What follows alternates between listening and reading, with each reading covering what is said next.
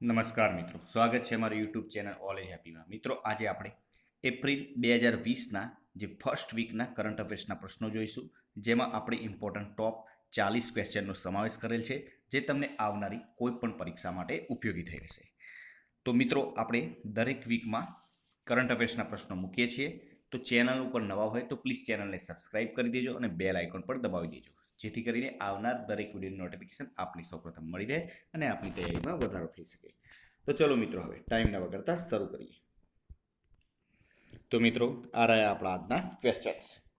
First question: Odisha Utkal દિવસ શા માટે ઉજવવામાં આવે છે? તો 1936માં બિહાર અને બંગાળ પ્રાંતમાંથી અલગ થઈ ઓડિશા રાજ્યની સ્થાપના થઈ, તે માટે ઓડિશા ઉત્કલ દિવસ ઉજવવામાં આવે છે. સેકન્ડ ક્વેશ્ચન: આરબીઆઈની સ્થાપના ક્યારે થઈ છે? તો 1 એપ્રિલ 1935ના રોજ ભારતીય રિઝર્વ બેંકની સ્થાપના કોલકાતામાં થઈ અને હાલ તેનું મુખ્ય મથક મુંબઈ છે. આરબીઆઈનું રાષ્ટ્રીયકરણ ક્યારે કરવામાં આવ્યું? 1949ના રોજ આરબીઆઈનું રાષ્ટ્રીયકરણ કરવામાં આવ્યું. આરબીઆઈના હાલના ગવર્નર કોણ છે? તો શક્તિકાંત દાસ. 5મા નંબરનો question: Ahmedabad municipal transport service AMTS એની સ્થાપના ક્યારે કરવામાં આવી હતી? તો 1 એપ્રિલ 1947ના રોજ કરવામાં આવી હતી. આજે 73 વર્ષ પૂરા થયા.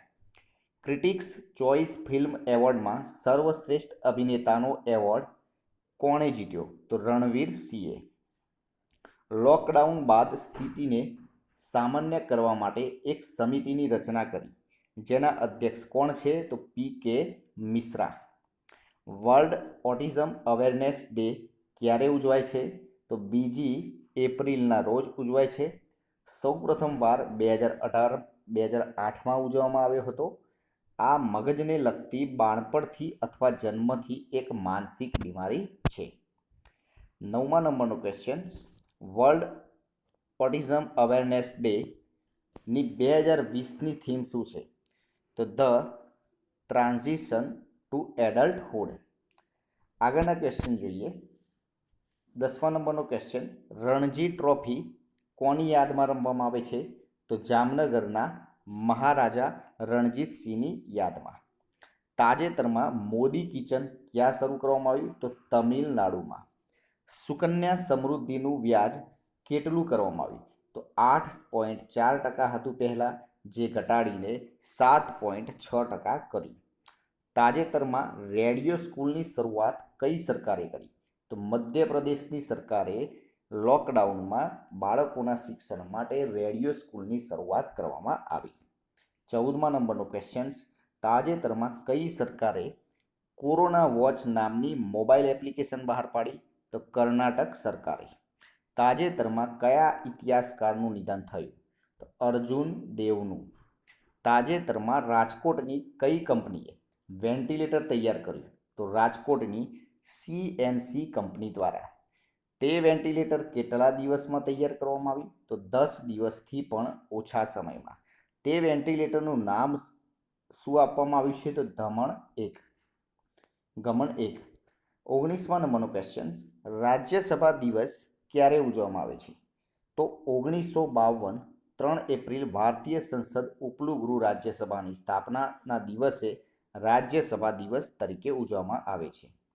ગુજરાત સરકારે વિનામૂલ્યે અન્ન વિતરણ માટે કઈ યોજના બહાર પાડી? તો અન્નબ્રહ્મા યોજના. 21મા નંબરનો ક્વેશ્ચન: નાસાએ સૂર્યના અધ્યયન માટે કયા મિશનની શરૂઆત કરવામાં આવી? તો સનરાઈઝ મિશનની શરૂઆત કરી. હવે આ જે સનરાઈઝનું પૂરું નામ જણાવો. તો સન રેડિયો ઇન્ટરફેરોમીટર સ્પેસ એક્સપેરિમેન્ટ. તાજેતરમાં ફોનપેએ બજાજ અલિયાન્સ જનરલ ઇન્સ્યોરન્સ સાથે મળીને કઈ પોલિસી લોન્ચ કરી? તો કોરોના કેર પોલિસી લોન્ચ કરી. 24મા નંબરનો ક્વેશ્ચન: ક્રિકેટમાં વરસાદ કે વિધ્ન સમયે ઉપયોગમાં લેવાતી પદ્ધતિ ડકવર્થ લુઇસ સિસ્ટમના શોધક કોણ છે? ટોની લુઇસ, જેમનું તાજેતરમાં નિધન થયું. આરોગ્ય સેતુ એપનો હેતુ શું છે? તો કેન્દ્રીય ઇલેક્ટ્રોનિક્સ અને ઇન્ફોર્મેશન મંત્રાલય એનઆઈસી દ્વારા બહાર પડેલ કોરોના ટ્રેકિંગ એપ છે આરોગ્ય સેતુ, જેમાં ચેપગ્રસ્ત વ્યક્તિ 6 ફૂટની અંદર આવતા સૂચના મળી જશે. 26 નંબરનો ક્વેશ્ચન, દુનિયાના સૌથી મોટી ઉંમરના વ્યક્તિ કોણ બન્યા? બોબ વેટન. પોકર સ્ટાર ઇન્ડિયાના બ્રાન્ડ એમ્બેસેડર કોણ બન્યા? તો MS ધોની. 23 નંબરનો ક્વેશ્ચન, એપ્રિલ 2020થી સંયુક્ત રાષ્ટ્ર સુરક્ષા પરિષદના અધ્યક્ષ સ્થાન પર કયો દેશ આવે? તો ડોમિનિકન રિપબ્લિકન દેશ આવે.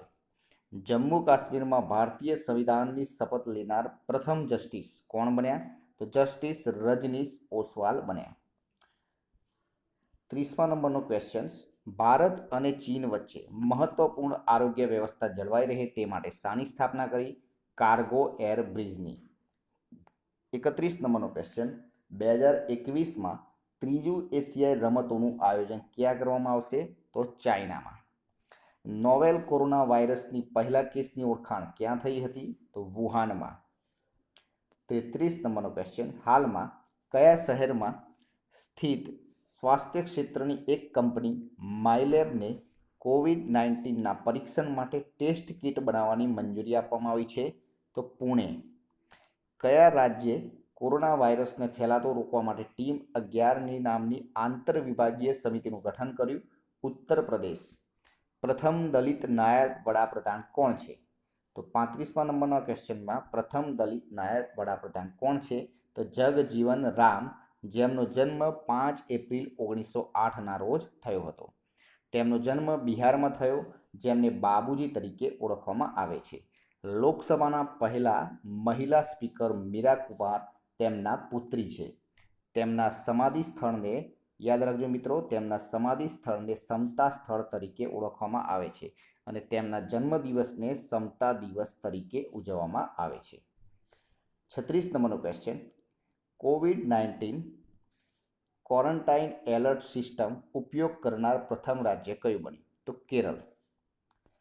37 નંબરનો ક્વેશ્ચન, વિદેશમાં સૌથી વધુ વિદેશી મુદ્રા ભંડાર વાળા દેશોની સૂચિમાં ભારતનો કયો ક્રમ રહ્યો? તો 8મો.